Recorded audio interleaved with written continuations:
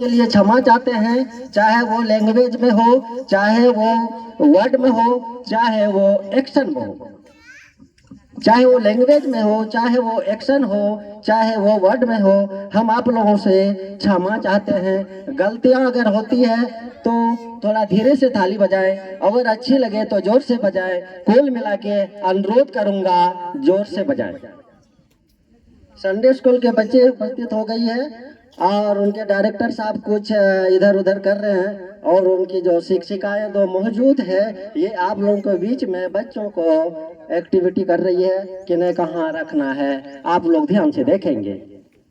यीशु ने कहा बच्चों को मेरे पास आओ।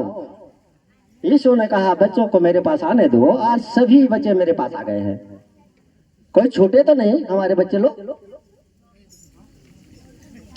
एक बार जोरदार ताली से स्वागत करें। बच्चे पंडाल में उपस्थित है आपको काल कलम दिखाने के लिए है।